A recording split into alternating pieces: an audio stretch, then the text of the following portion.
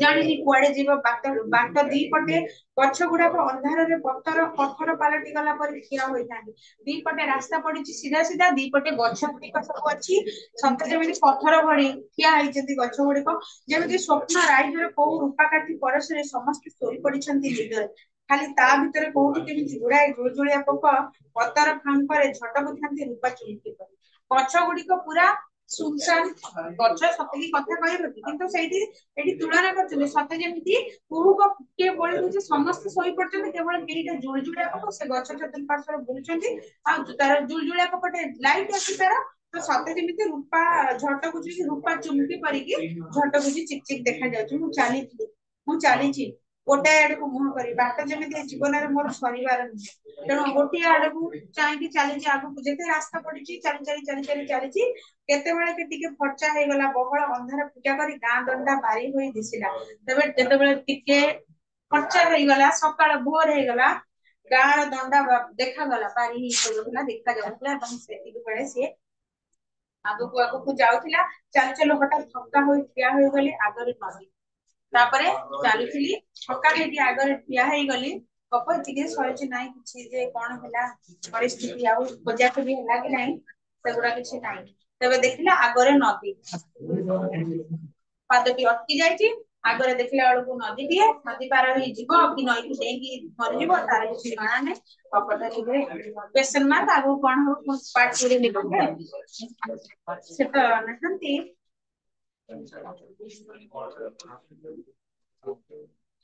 ତ ମରି ସାରିଲେଣି, ଆଉ କିଏ ଯଦି ତାଙ୍କର ପାର୍ଟ 2 ଲେଖିବ।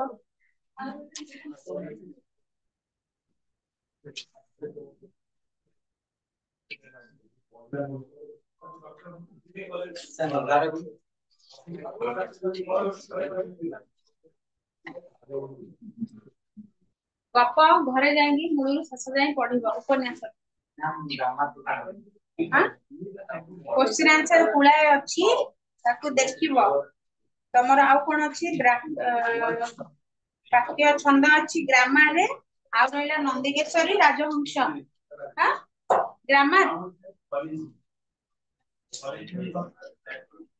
ଗ୍ରାମାରେ କଣ ଅଛି?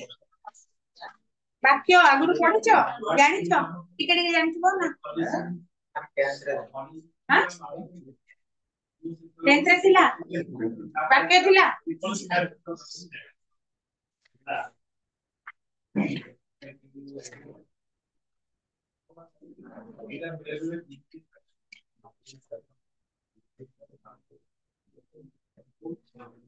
ଟେନ୍ଥ ରେ ଥିଲା ଯଦି କହିଲ ବାକ୍ୟ କେତେ ପ୍ରକାର? କିଏ କହିବ? କେତେ? କଣ ସରଳ, ସରଳ, ଯୌଗିକ, ଜଟିଳ। ଇଏ ହେଲା ତମର ଗଠନ ଦୃଷ୍ଟିରୁ ନା ଭାବଗତ ଦୃଷ୍ଟିରୁ? ନାଇଁ, ଭାବଗତ ଦୃଷ୍ଟି, ଗଠନଗତ ଦୃଷ୍ଟିରୁ ସରଳ, ଯୌଗିକ, ଜଟିଳ। ଭାବଗତ ଇଏ ତ ଥିଲା ସରଳ ବାକ୍ୟ, ଯୌଗିକ ବାକ୍ୟ, ଜଟିଳ ବାକ୍ୟ। ଆଉ କେତେ ବାକ୍ୟ ନଥାଏ? ପ୍ରଶ୍ନ ସୂଚକ, ବିବୃତି ସୂଚକ, ବିସ୍ମୟ ସୂଚକ ବାକ୍ୟ। ଏସବୁ ହେଲା ତମର ଭାବଗତ ଦୃଷ୍ଟିରୁ। ଭାବ ଦୃଷ୍ଟିରୁ ଅର୍ଥାৎ କୋଉ ଭାବରେ ତାକୁ ତମେ ବ୍ୟବହାର କରୁଛ।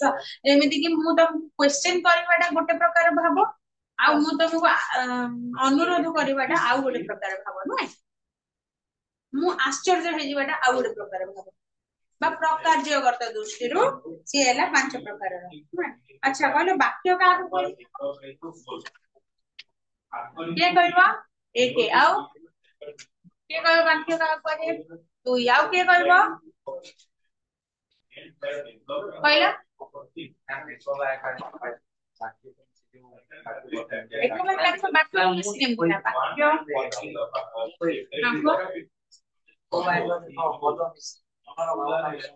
ଏକା ବା ଏକାଧିକ ପଦ ନା ଶବ୍ଦ ପ୍ରକାଶ କରୁଥିଲେ ତାକୁ ଆମେ ବାକ୍ୟ କହିବା। ଯୋଉ ଶବ୍ଦ ଗୁଡିକ କିଛି ନା କିଛି ମାନେ ମିନିଂଫୁଲ ଶବ୍ଦ ଗୁଡିକ ନାହିଁ, ସେମିତି ଯାହା ନାହିଁ ତା ଶବ୍ଦ ଏକ ବା ଏକାଧିକ, ଯାହା ନାହିଁ ତା ଶବ୍ଦ ମିଶିଲେ କଣ ହବ କି? ହବ? ପଦ ହବନି, ଏକ ପଦ ବା ଶବ୍ଦ, ଏକ ବା ଏକାଧିକ ଶବ୍ଦ ବା ପଦ। ପଦ ଯା ଶବ୍ଦ ସେଇଆ।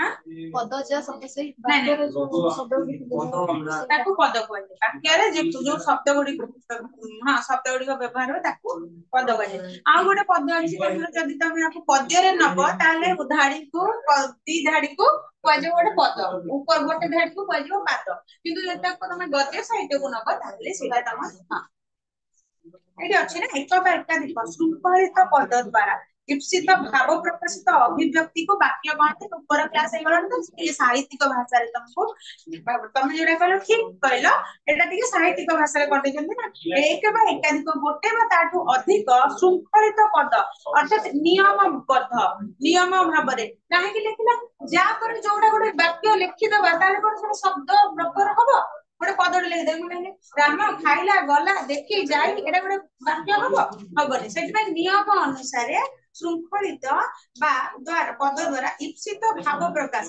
इप्सित हला कल्पित बा वांछित भाव हला तमर आवेग बा अर्थ प्रकाश करथु माने गोटे ठीक अर्थ प्रकाश करथु गोटे वाक्यटे लिखिलो जो शब्द गुडा को जोड़ी के लिखिलो श्रृंखलित भाव रे शब्द गुडी को जोड़ा हेतु एवं शब्द गुडी को जोड़ी सारा परे गोटे वाक्य जोडा बाहर थो सेटा गोटे निर्दिष्ट अर्थ को प्रकाश करूथुबो जदी ताहाल सेटा वाक्य होई पारे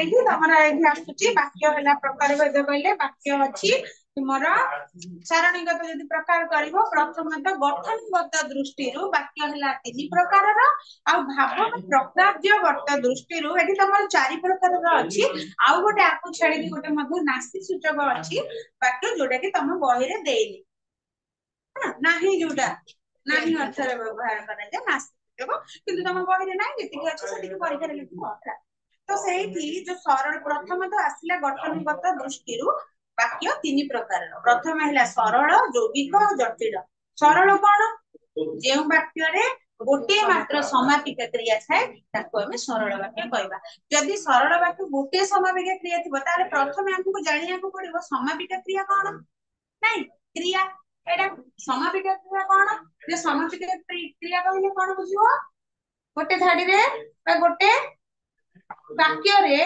जो क्रियाटी शेष रे थिबो एवं सेटा से वाक्य को कंप्लीट करूथबो माने पूर्ण अर्थ प्रकाश करूथबो से वाक्यटी को पूरा शेष करूथबो ताले समापिक क्रिया किंतु जब सेठी वाक्य जो क्रियाटी लागिथबो किंतु से वाक्यटी को समाप्त करू नथिबो किछि क्वेश्चन आसुथबो ताले सेटा असमापिक क्रिया जेमेति कि तुमे भात खाइ के स्कूल जाइछो कि तुमे इंस्टीट्यूट को पढ़िया पई आसीछटा जोटा कोन आसीबाटा क्रिया आसीजटा शेष रे लागि छि एवं आसीछ माने ए जो पूराटा बरा तुमे इंस्टीट्यूट को पढ़िया पई आसीछ सेटा कोन आउ किछि कोन पई आसीछ पचार पढ़िया पई आसीछ बाकीटा को पूरा करूछि नाही जदि मु कहबी पिला माने जाउछन्ती तमे मनरे क्वेश्चन आसीबि कुआडे जाउछन्ती जेतेबेला मनरे क्वेश्चन आसीबो कुआडे जाउछन्ती किए जाउछन्ती काहे की जाउछन्ती सेगुडा ला असमा से क्रिया रे असमापिक क्रिया सेगुडा तमे केना केना वाक्य को पूरा करनी मतलब हम कहले से तो सांग सेठी बुलुछ ना ना तो सांग कहबे नै पिला माने देखुछन्ती मु कहले पिला माने देखुछन्ती देखु वाक्य किछला अछि पिला माने देखुछन्ती किंतु एडी शेष रे जोटा अछि क्रिया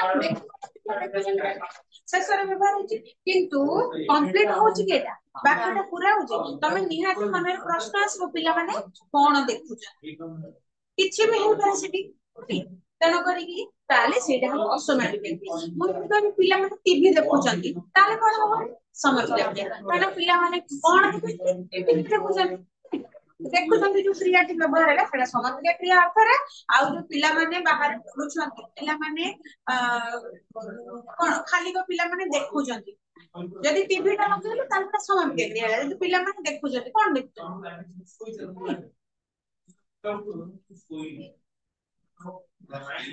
तो सरल वाक्य कहिले जेउ वाक्य रे गोटे मात्र समापिक क्रिया थिबो समापिक क्रिया थिबो गोटे मात्र से हला सरल वाक्य एग्जांपल आम विद्यालय रो सब छात्र छात्री बे स्वच्छता अभियान रे अंशग्रहण करिसेंती आउ मांकर हाथ रंधा स्वाद लागे पिलाटी खेली खेली हालिया हेला टाइम हे गलानी एटा खाली मन रखबो जे सरल वाक्य जहा को कहले एग्जांपल टा देखि जो फास्ट प्रथम वाक्य रे करूछंती अंशग्रहण करछन्ते देखो लिखा ହେଇଛି ଆମ ବିଦ୍ୟାଳୟର ସବୁ ଛାତ୍ରଛାତ୍ରୀ ଏବେ ସ୍ୱଚ୍ଛତା ଅଭିଯାନରେ अंशग्रहण କରୁଛନ୍ତି କରୁଛନ୍ତି ଟା କଣ क्रिया क्रिया तो शेषर कौन लिखिछि एवं द्वितीय वाक्ୟରେ जो सुआद लागे एटा आ तृतीय वाक्ୟରେ हालिया हैला ए सब गोटे गोटे समापिका क्रिया काहेकि ना मां को हातर दा सुआद लागेटा गोटे क्रिया किंतु एटा कंप्लीट करछु सेंटेंस टा को सेति में समापिका किंतु मु यदि कहिबि चतुर्थ वाक्ୟରେ कोनोसी क्रिया नथिबा परि जणा पडुछि तबे एठारे अटे क्रियाटी उल्य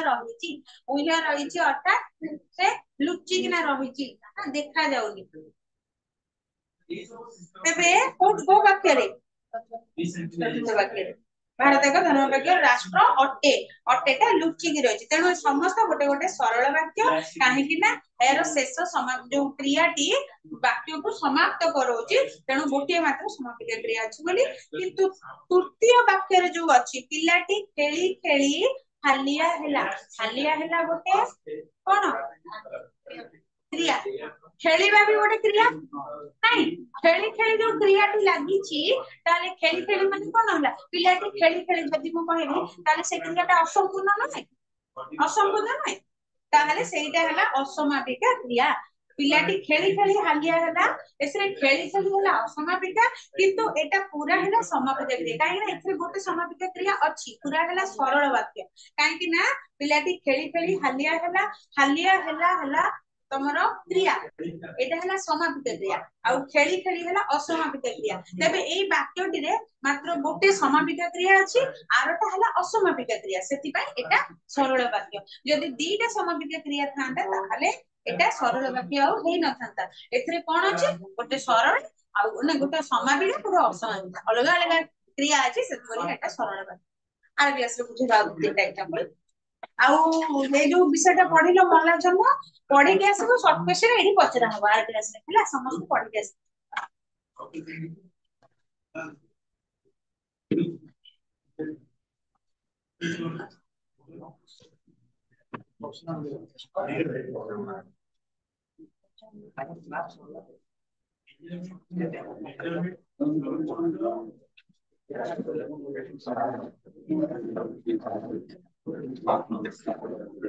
एटा दे देबो